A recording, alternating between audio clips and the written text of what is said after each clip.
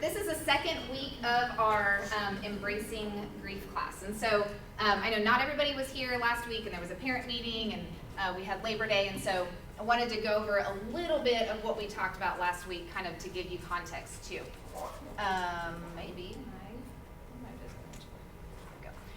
So an overview of the weeks that we're going to be talking about. Last week was week 1. We kind of did an intro, so if you haven't watched that class, you might want to go back and watch it if that would be helpful for you. This is week 2, which we're talking about coping with grief, and this might be the most practical week. And so if you are supporting other people, if you are wondering how you might work through your own grief process, that's what today is going to be about. Next week, we're going to talk about grief and faith. What happens with our faith as we're going through grief? How do we interact with God? How does it impact our faith? Week 4, we're going to be talking about children and grief. So because of my situation, I've got a very unique perspective on that. A lot of people haven't experienced what it's like to be grieving and walking alongside children who are grieving at the same time. But also, children go through a lot of experiences of grief in big and small ways. And so how do we support our kids during that time? And then week 5, we're going to have it's going to be a really cool week. We've got Amy Fuller, who owns Fuller Life Family Therapy Center, which we are actually we're the north location for Fuller Life. And she is going to be here with us on week 5. We're going to be doing kind of a therapist Q&A and be able to talk to her about that, and then see what kind of resources she shares with us too. So that's going to be kind of the progression of our classes. I do this week have, if you want, before you leave, there's a resource list here. I also put several books that I've read, I think all of them, and can recommend. But there's a resource list here with books and podcasts and things that I would recommend if you want further resources for grief and loss. Okay. So last week we kind of established a working definition of what grief is. Grief is a response to the loss of someone or something that was important to you. And it is really important, the word something, that we are not just talking about people. We are not just talking about death, but we are also talking about expectations or things that, like a job loss or a friendship change or all kinds of things that we experience the loss of something that mattered to us. And we looked at this quote: anytime you had a reasonable expectation for your future and that gets taken away. So that is the catalyst for experiencing and going through the process of grief. And we talked about things other than death that can cause grief. And so we kind of went through lots of different things, financial struggles, church changes, which is a really interesting thing to think about. Even things that are good things sometimes, different life transitions, getting married, having children, retirement, all of these things can initiate a process of grief in our lives. And so how do we recognize that? Why is it important to be aware of that? Everyone experiences grief many times in their life, but every experience of grief is different. If you experience the same thing multiple times, you may have a different response each time. And that doesn't mean there's anything wrong with you. Or you may respond differently from someone else in a very similar situation. And that doesn't mean there's anything wrong with you. We talked about why it's important to name the feelings we're experiencing as grief. Why is it important to do that and not just, I'm sad, I'm angry, I'm whatever you're feeling?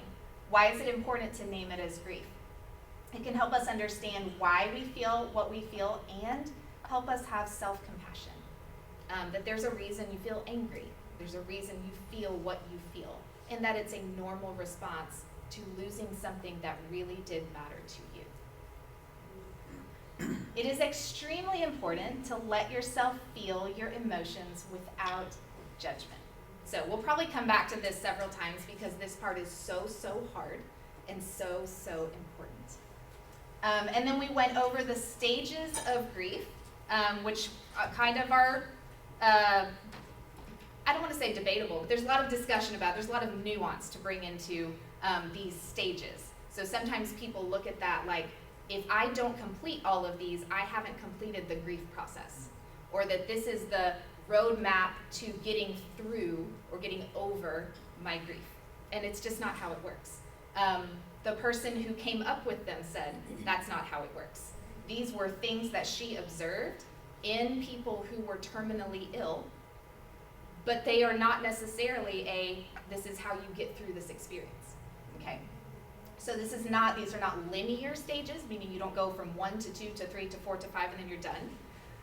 You may not experience all of these. You may go through them multiple times. You may experience different emotions that are not included in this list, and it's not a roadmap to getting through grief. But they are helpful and important to be able to go, oh, I have experienced that, and that is a normal thing. So that's how they can be used in a helpful way. And then we put the feelings wheel up. So if you've never seen this, this is a tool that a lot of therapists will use, but it's just got so many different emotions on this wheel. And the reality is, you might feel any of these emotions in the process of grief, and it is completely normal. You might feel joy. You might feel really cared for. You might feel like you want to care for somebody else. You might feel shocked. You might feel powerless. You might feel jealous. You might feel any of these things, and it's completely normal. Okay, so that was a review from last week. So if any of that is interesting to you and you didn't see the class last week, it is on YouTube, so you can go and look at it. Okay, so coping with grief. What are some things that feel unhelpful to you when you are grieving?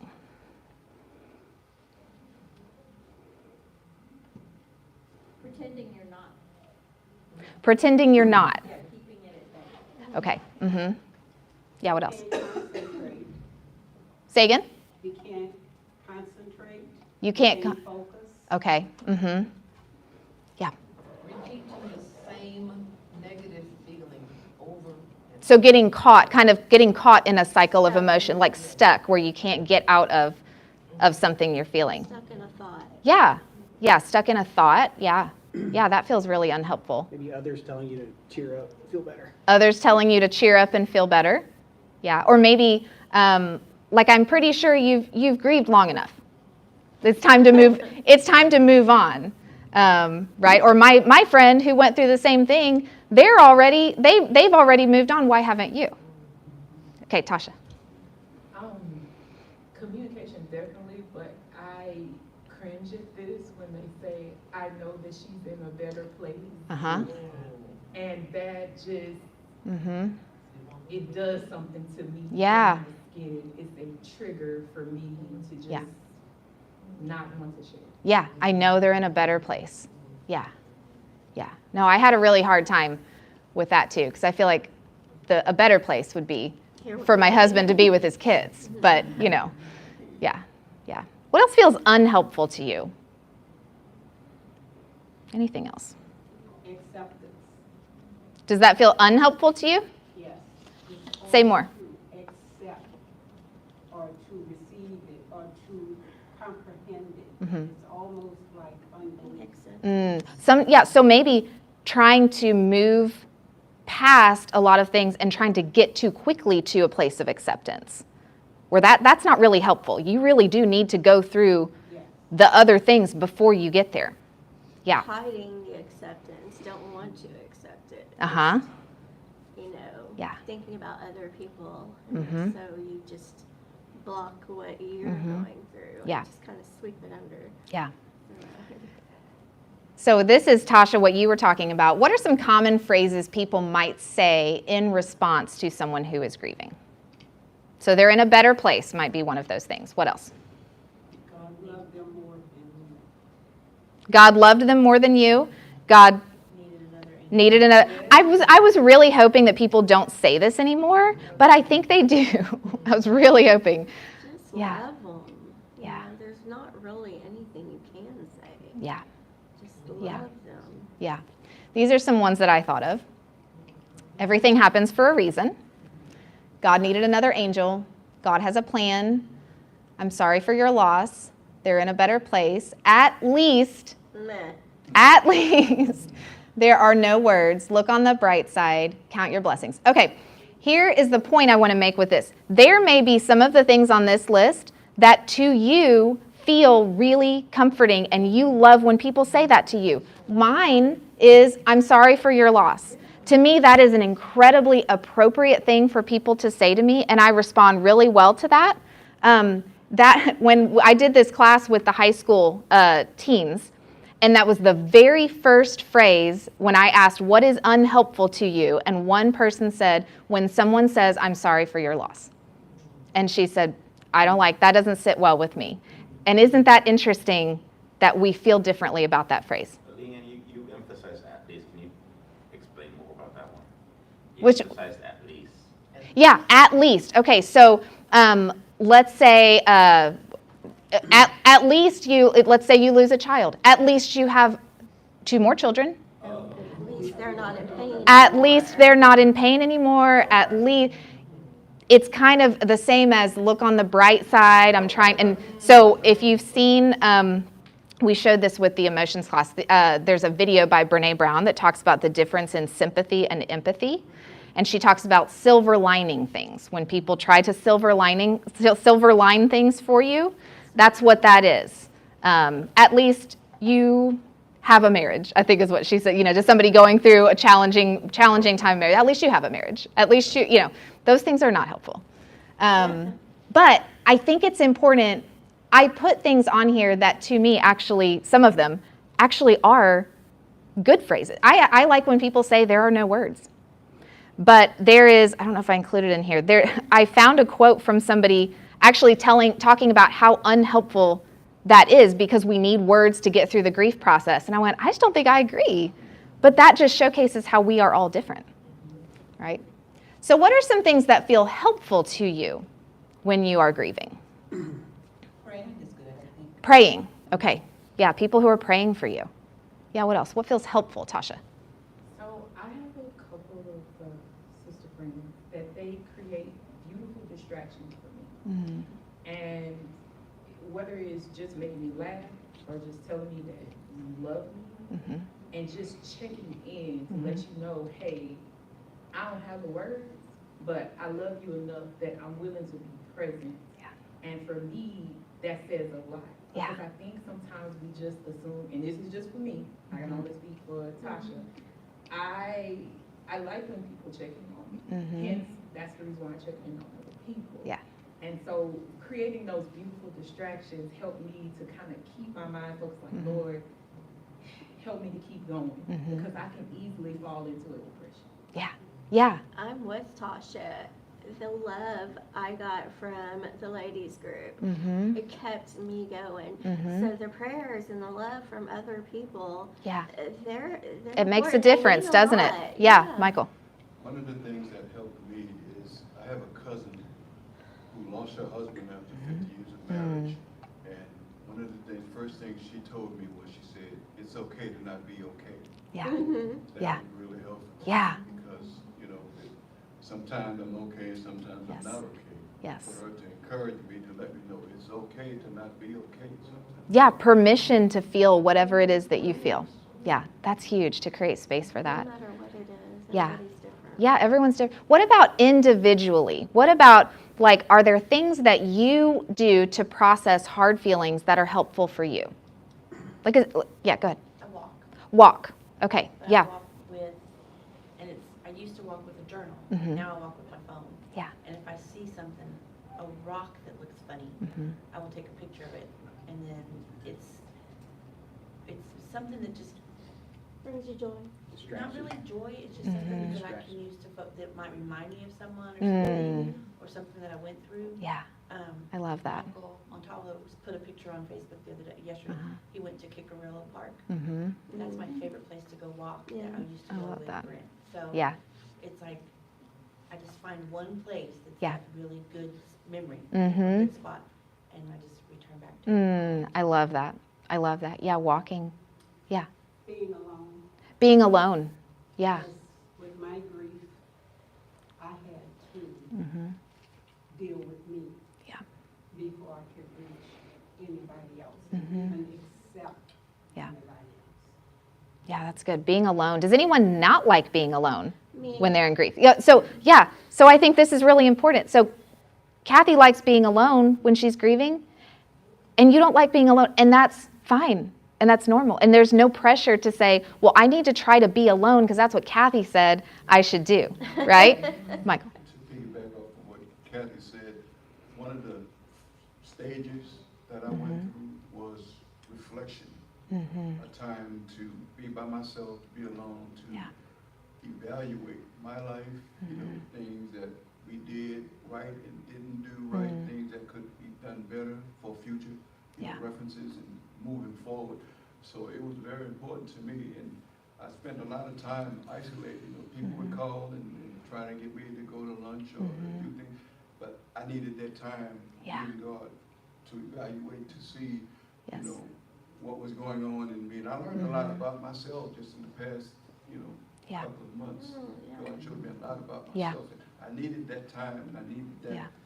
stage, that phase, in order for me to move forward. How are you That's so good. before that? How were you being alone before that?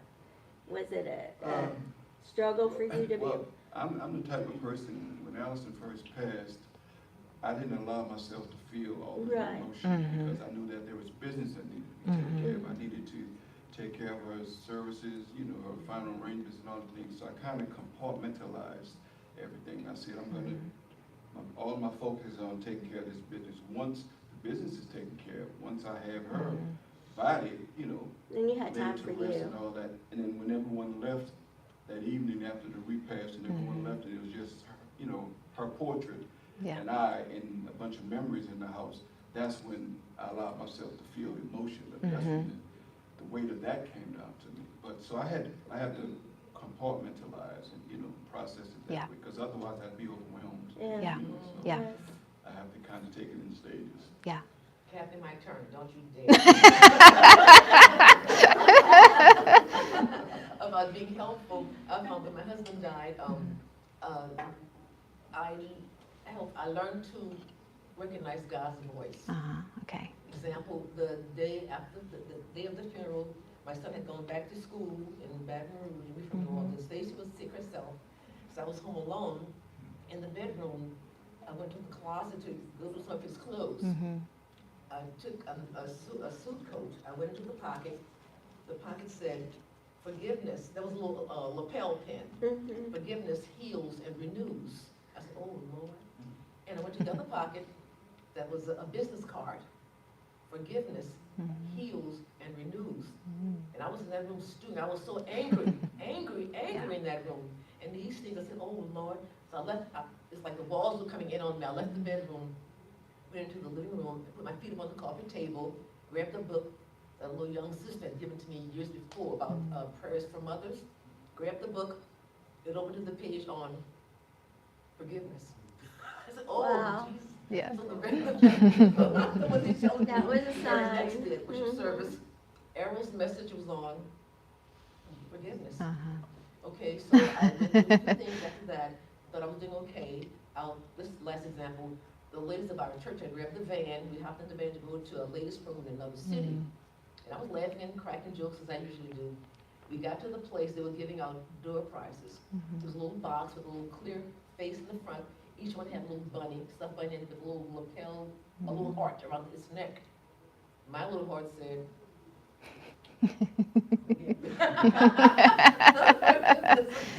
I read on, so a few more things happened, and I realized I was learning to hear God's voice. Yeah, listening for the voice of God. I love that. Still. I love that. Moving ever since. Kathy, and then we're gonna move on. Yeah. I wanted to say, when you go through grief, you don't actually grieve when you got a lot of people and a lot of things and a lot of issues that's coming up. It's once that is subside and you're just one-on-one, it's like the grief hits you. And you have to go through perspective.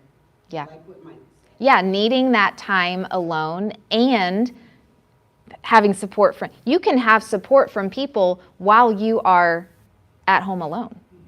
right? You can know that there are people they're there for you. You can have people dropping off casseroles, but still have that time to yourself. This was a list of things that I just thought of that I wrote down. For me, when we had talked about last week about how it bothered me that I felt like I wasn't crying enough. And I was like, what is wrong with me? And I talked through that with my therapist, who was really kind and really, it doesn't have to look like that. It may not look, and there probably will be tears later, and you may be in a place where that's not how that looks for you, and that's okay. But what I found was when I listened to music, then that's when the tears came, because there's something about tapping into your right brain when you allow yourself to dig into the creative side, and it is connected with emotion, and it is completely different than I'm going about my normal life, and that may or may not bring those things up for me. But that was a way for me. I knew that if I turn, especially specific songs or specific music, it allowed me to feel those things and let my body process those emotions that I knew I was feeling, but they needed to move through my body in a healthy way. When you are coping with grief, what you do, so that list of things, not all of those are going to appeal to you. You may or may not be a journaler. You may or may not be someone who likes to be outside. What you do is less important than being honest about how you feel.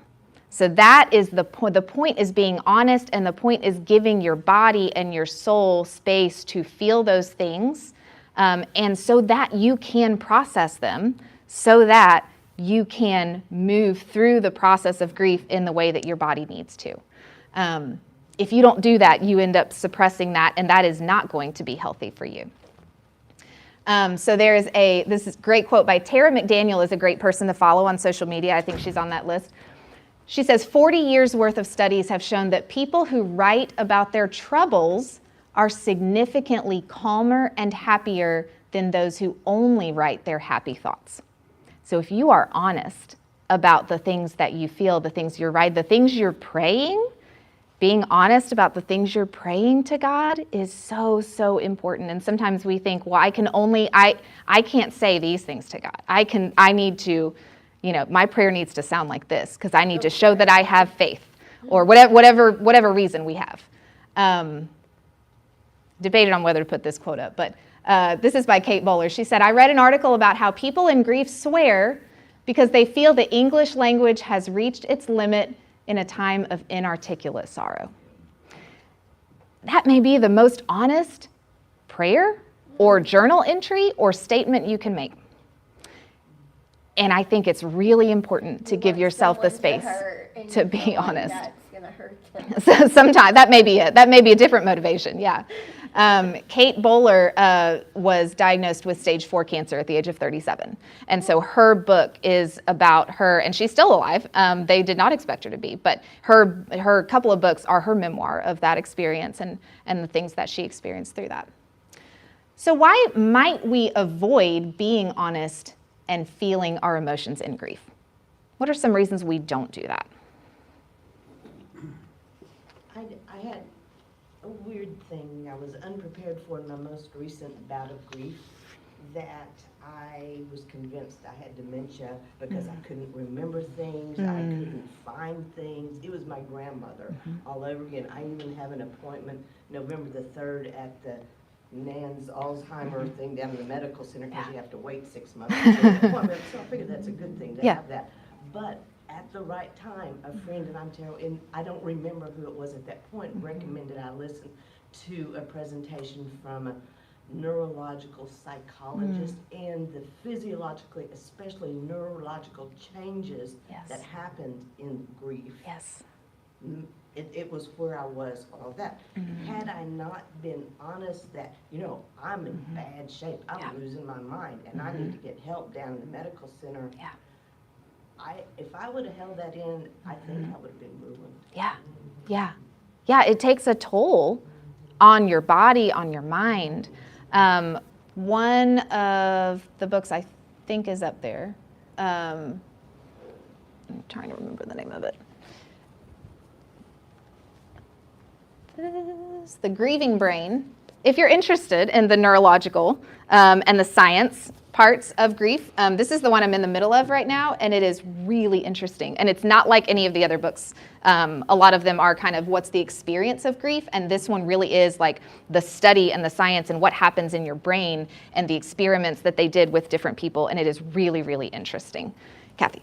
I know I talk too much, but things we avoid being honest, like when I lost my son. Yeah. I didn't want my kids, the other kids, to feel my pain. Yeah.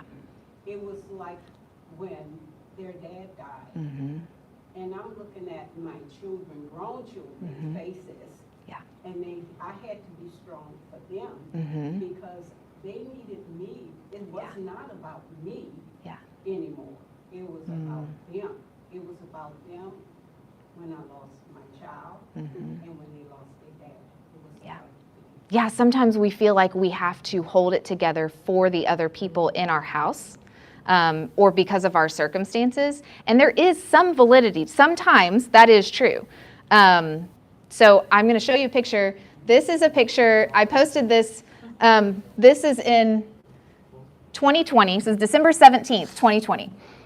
When I took this picture, and this is the most vulnerable I was willing to be on social media at the time, me pretending my life is normal and not utter chaos right now.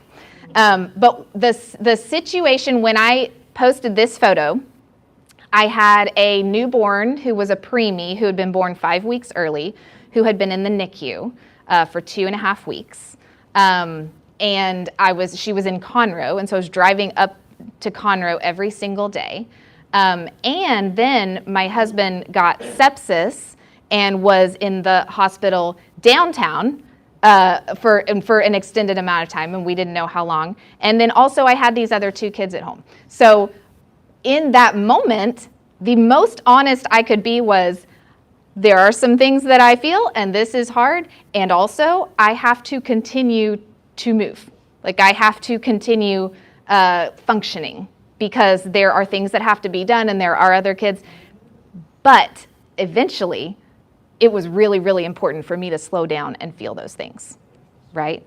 One of the things I think we think is I can't let myself fall apart. If I am honest, well, like I think Brenda said this last week, it might overwhelm me. The feelings might be too much. I might never stop crying if I start. And I love this quote by Claire Bidwell Smith. She says, "Letting yourself fall apart means surrendering to the emotions of grief, giving yourself the release your body and soul need, and allowing space and time for processing and reflection." Sometimes we might need to fall apart because it allows us to do those things, and it gives us space to feel the things we need to feel. Sometimes we don't have to control it Mm-hmm. because that grief will take over. Yeah. It's hard, and it's hard. And there may be appropriate times to do that, and appropriate and not appropriate times to do that for various reasons. Let's talk about support from other people. Yeah, go ahead. One of the things that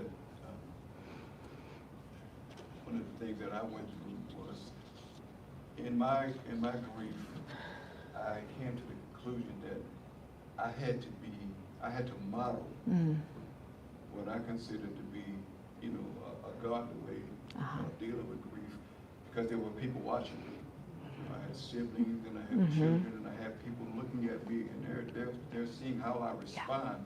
And so one of the things in my mind was, I can't fall apart and throw my faith out the window because I'm going through a rough time.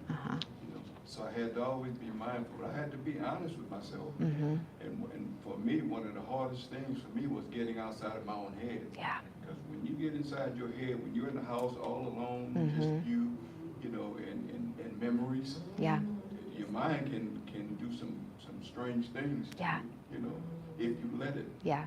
But I always had to say to myself what I always said before that, was that I had to look at this from a divine perspective. I had to realize, that God is sovereign. He has a purpose for allowing this to happen. I may not know what it is, and I may not see it right now, but I know that He does. And so I have to trust Him and I have to respond in such a way as to model for others who are watching me, you know, what is a healthy way to deal with the situation, not fall apart, not blame God, not, you know, I mean, I felt some type of way at times, but I had to always be mindful how I responded. And that's hard. That's a lot of pressure to put on yourself in a time when you're already vulnerable and grieving, and that is hard. Yeah, sometimes we feel like we need to model, this is what it looks like to give a response of faith. And everyone, that can look different for all different kinds of people too. This is a list I made of possible, ways that people support other people in grief. A lot of times meals. We actually had to buy a freezer for our garage to fit all of the casseroles and lasagnas that were brought to our house, because so you're supposed to be set up like every 2 to 3 to 4 days you bring, but this was every day. Every day we had dinner being brought to us, and so over time that builds up, and so we had to actually buy an additional freezer. Meals, cards, texting, calling, visiting, hugs. You will not like all of these necessarily. Some people might like some more than others. That was another interesting conversation in the teen class. One person said, I love hugs. A hug is always appropriate. And one girl said, absolutely not. Leave me alone. Do not touch me when I am in grief. And it was so interesting to see those different things. Talking, laughing, the memories that you share about that person, and then serving practical needs can all be really helpful. Why does support from other people matter? You feel the love. You feel the love. It's a way people show love. Yeah, and you feel that. That was important to me because I felt the love. Yeah. And it really mattered. It Yeah. kept me going. Yeah. Yeah, what else? You crave touch. Mm-hmm. Talking about the hugs. Mhm. I don't necessarily have to have a hug. Yeah. But someone just to put their arm around you. Mhm. Touch your shoulder. Touch, yeah. Sometimes it's just, if it's, to me, losing a spouse. Yeah. Sometimes it's craving just that connection, just Yes. that touch. Yes. Yeah, what else? You have one? I was just gonna say, Just for pass me, my answer to that question is, it lets me know that I'm not alone. Lets you know that you're not alone. Not alone Yeah. in this valley, in Yeah. this struggle. Yeah. God is there with me, but also there are people who are willing to walk alongside. It's a reminder that you're not alone. Yeah. Yeah. I guess I'm saying what they just said, but for me, it means that that person loves me enough to dig down, to try to see what I'm feeling, Mhm. Yes. and to share in that moment with me. Even though they was maybe saying the wrong things. Yeah. I knew that they were doing it to support me along. They don't know better than to say what they said. Right. But they loved me enough to try to share Yes. what they thought I would need to hear to help my heart heal. Yes, and you're feeling that love from those people and that intention. Yeah. Tasha. I guess for me, and being an only child, and having a group of my sister friends, all of us in 1 year, Thank you. lose our parents to Alzheimer's and dementia, and being able to just connect, it made the process like I wasn't by myself. Yeah. Because in caregiving for both of my parents, before Kev was in the picture, I did my dad at 25, and then mom at 40, 41. Yeah. And so it just made me feel that it was never alone. And then Yes. also being able to have a husband that if I just needed to it wasn't no words, you just hug me and we're good. You know what I'm saying? Yeah. Just let me cry it out. Yeah. Because I don't know what else to do. Oh, that's so good. Yeah. There's one here. Yeah. I was just gonna say, sometimes with grief, with loss, yes, there's with the loss of a person, there's changes, but I think, in my line of work with people who have head injuries, their lives change drastically because of something that happened to them that wasn't in their control necessarily. So people who come alongside and recognize, I'm not gonna be left alone, even though nothing is like it was before. Yes. Yes. So just that, like, that reminder that things are weird, things Yes. are different, things don't look like they once did, but I still matter to someone. That's right. Means a lot. What is so interesting, and I hear this in every single comment, is letting you know you're not alone. There is something about being remembered by other people and being thought about by other people, and that intention, and it creates this sense that I know that I am not alone in this. We don't have time to go through this whole story or even really read it, but the story on the sheet that was just passed out, this is the beginning of the book of Ruth, when Naomi and her daughters-in-law Naomi has moved with her family, her husband and her 2 sons, and then her 2 sons marry 2 women, and then her husband dies, her 2 sons die, and so it is Naomi with her 2 daughters-in-law, Orpah and Ruth, and they have this interaction, this conversation about what happens now. And so Naomi is saying, okay, you are young, you need to go live your life, you need to go find new families. I cannot help you. I can't give you, more sons to give you more husbands, and so you need to go live your lives. And the 2 daughters-in-law have 2 very different responses. So Orpah says, I love you, I think that sounds good, I'm going to do that, and she goes and off on her own, and Ruth says, no matter what, I am staying with you, I'm not leaving you. And I do want to read this last part. This is verse 18. When Naomi saw that Ruth had firmly made up her mind to go with her, she stopped arguing with her. So Naomi and Ruth went on until they came to the town of Bethlehem. When they entered Bethlehem, all the people became very excited. The women of the town said, "Is this really Naomi?" And Naomi answered the people, "Don't call me Naomi. Call me Mara." So Mara means bitter. "Because the Almighty has made my life very sad. When I left, I had all I wanted, but now the Lord has brought me home with nothing. Why should you call me Naomi when the Lord has spoken against me and the Almighty has given me so much trouble?" Okay, a few reflections on this story. First of all, if you were Naomi, which response would you want from others? Would you want Orpah's response or Ruth's? And there is no right answer to this. Would you want someone to respect you asking them to leave? Or would you want someone to say, I know that's what you said, but I don't actually think that that's what you want or that you need? I think Depends on Naomi didn't make a choice. Yeah. Let it be their decision. Yeah. She was not stopping her daughter-in-laws from living. They were still young. Mm-hmm. But in Ruth's case, Naomi became like her mother. Yeah. So where she goes, she was going. What she does, Yeah. she was going to. But the other one decided to go back to her family to do with, to Yeah. live her life again. I think it can sometimes be easy to say, well, Ruth did the right thing and Orpah should have stayed but didn't. And I'm not sure that that is really an accurate picture of that story, because I think that each person made the decision that was the best decision to them at the time. All 3 women were grieving, not just Naomi. And so you have 3 women who are all experiencing grief, who all need to process it in different ways, and probably all have a different relationship with each other.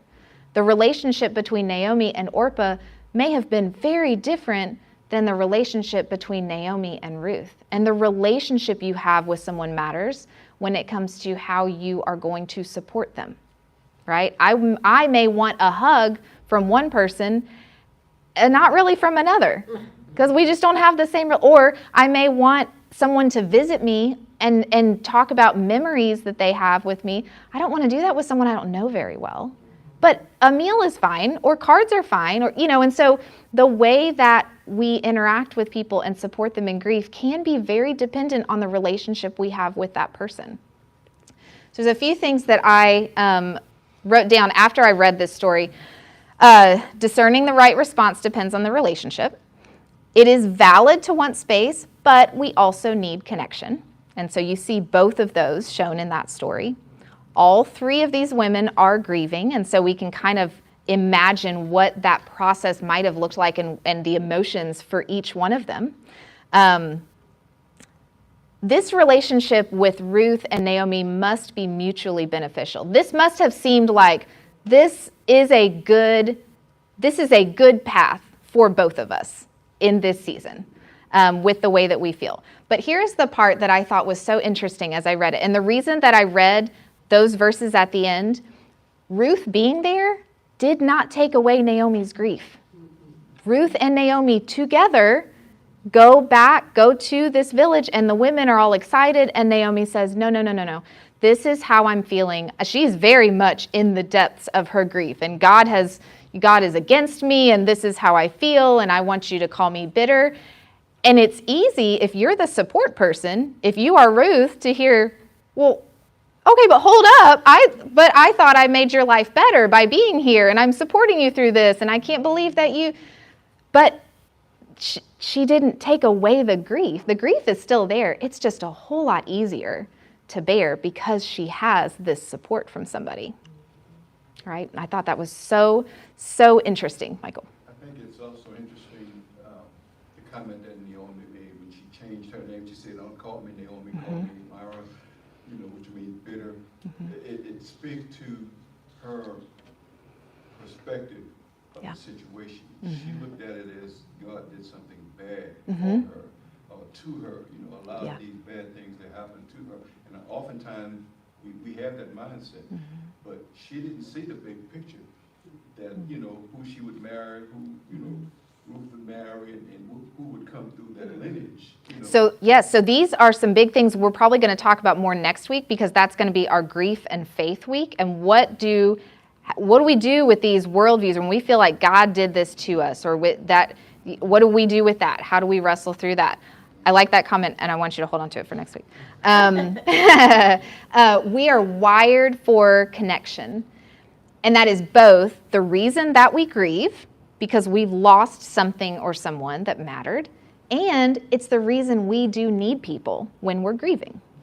And so you see that desire for connection both in the way we respond to loss and the way we respond to support. Because what everybody talked about was not wanting to feel alone, and that's the space that support fills. Kate Bowler wrote this quote. She said, "At a time when I should have felt abandoned by God, I was not reduced to ashes. I felt like I was floating on the love and prayers of all those who hummed around me like worker bees, bringing notes and flowers and warm socks and quilts embroidered with words of encouragement. They came in like priests and mirrored back to me the face of Jesus." Have you ever thought about that's what people are doing when they're supporting you in grief, is they are modeling and they are showing you what Jesus looks like. And showing you that Jesus is also doing these things with you and has not left you, and that you are not alone. Brenda. And this writer is very raw and visceral, and she very much opens up to a big array of what she felt and experienced at a visceral level. It's very, very good. So for her to say this, she was not unrealistic. Correct.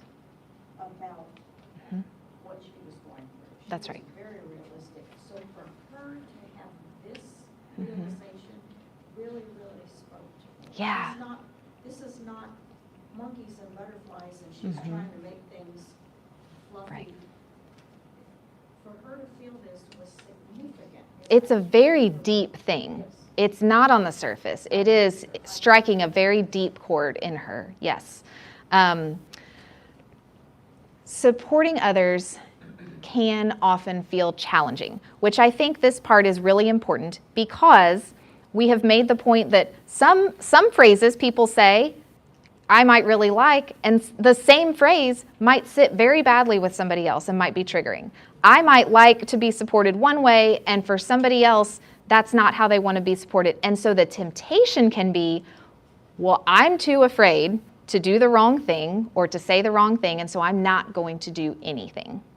because I don't want to make them more sad, or I don't want to make it worse, or whatever. So I do want to talk about that for a minute, because I think that can be the temptation. I did have people come and talk to me months and months and months after some of these things and say, well, I never reached out because I didn't know what to say. And so I think that is such a thing that happens with us. What can keep us from reaching out or supporting others when they're grieving? What are some of those things that keep us from doing that? You don't know how the next person will perceive us. Uh-huh. Yeah. Yeah. How they will respond to it. You don't know how they'll respond. Yeah, grief can be really messy and awkward sometimes. And sometimes we don't want to be around sadness or depression, especially if it's long and lasts a long time. And it's hard to know what else to do after that initial first contact. You may not have been saying all of that, but sometimes it's hard to know. I dropped off a meal, or I sat and had a conversation, but now it's 3 months later, and it's still drawing. And now I don't know how to. Do I keep doing it in the same? Do I? So yeah, that can be Keep the conversation confusing. going. Mm-hmm. Mm-hmm. Yeah. What else feels challenging? Why do we sometimes not?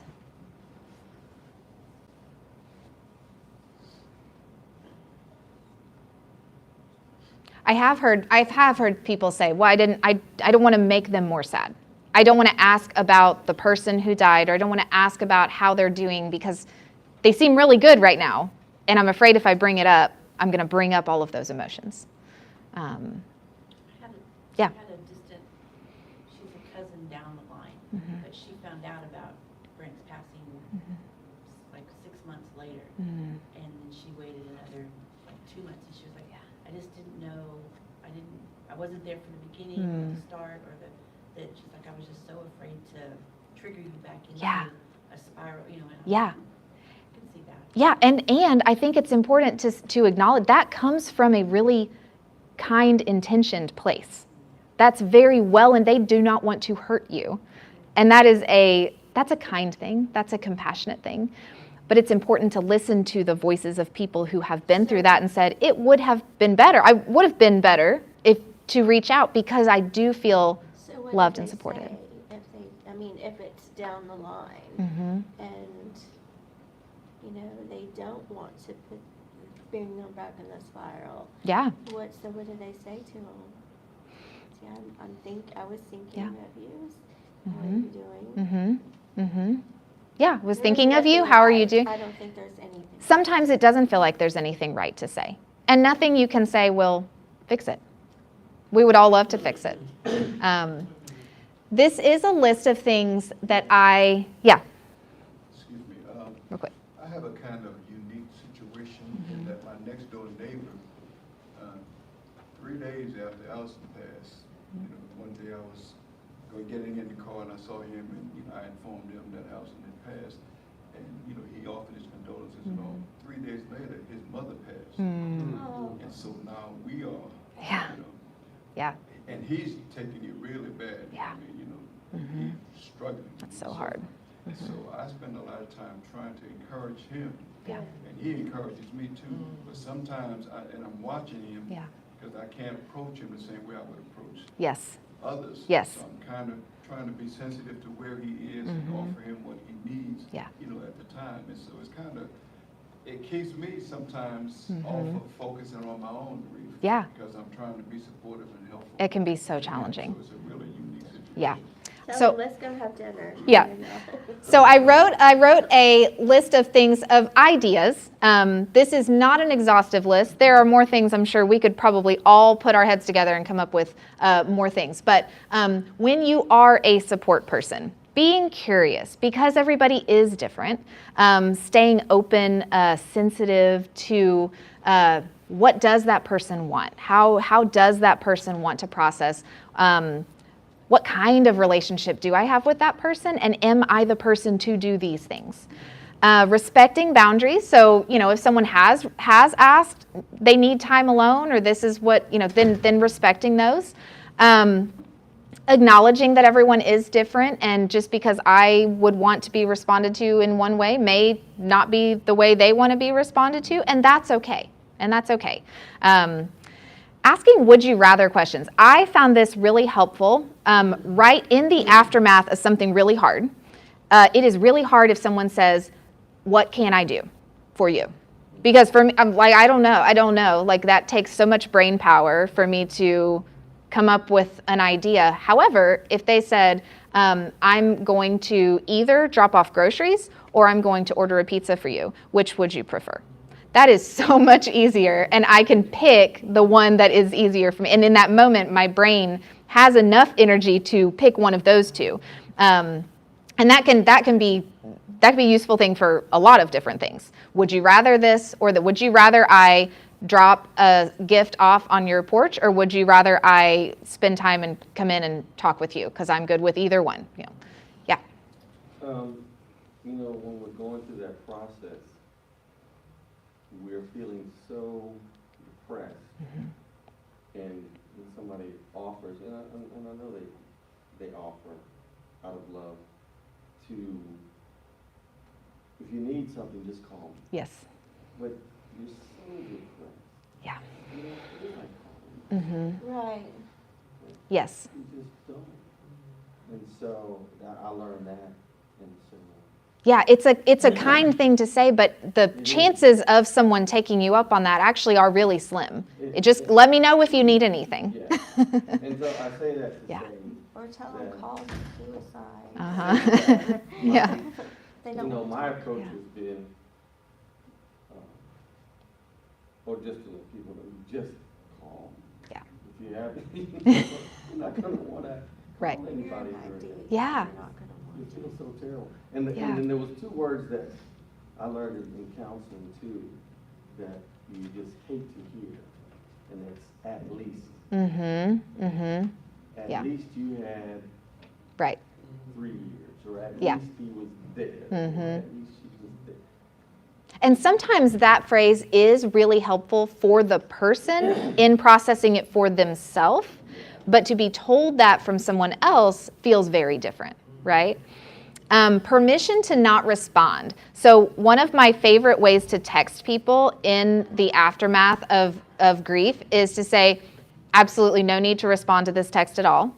I just want to let you know I love you, I'm thinking about you, whatever. Because that removes the pressure on them. You are getting so many texts and calls, and you can't respond to all of them, or you may not want to. And so for someone to give you the permission, and you can engage if you want to, but you don't have to. Do you want solutions or do you want support? That can be a helpful question to ask somebody. Do you want me to help you brainstorm ideas, or do you just want me to be there for you? Communicating love, anything that communicates love, and remembering dates and anniversaries. The 1 year mark, you're not going to be getting as many calls after a year as you were at the beginning. And that's normal. People do live their lives, and I don't fault them for that. But it can be really special when someone does remember, hey, I know it's been a year. I know it's been 3 years. I know it's been whatever. Like, I know this was their birthday. How are you doing? There's not a lot of people that are going to be reaching out on that day. And so that can be a really special thing that you remembered. Okay, yes. One thing So fast, yes. You have to remember that everyone grieves. That's right. Grief affects everyone. That's right. Yes, yes. This is, so Beverly Ross, and if you were at BAML many years ago when Jonathan was our worship minister and his sister Jenny died, Beverly and Josh, who's Jonathan's brother, wrote a book called Scarred Hope. It's over there if you want to look at it. It is excellent. It tells Jenny's story, and then it talks about kind of a lot of Beverly's reflections and Josh's reflections on the process of grief. But I loved this quote that she wrote, and I wanted to read it to you, and then we'll be done. One of my grief counselors said this to me: strength is way overrated, give it up. From her, I learned to give up trying to be strong, replacing that with a desire to be brave. Another told me that I needed to pray to become content in this mystery. From him, I learned that why isn't the best question. There wasn't an answer to satisfy my soul. And the third one told me that I was being an overachiever at grief. From him, I learned to trust the process of grief. Grief is not to be conquered or managed, but rather carried. And that's why other people are so important in that process. All right, thank you guys for being here. Go to worship.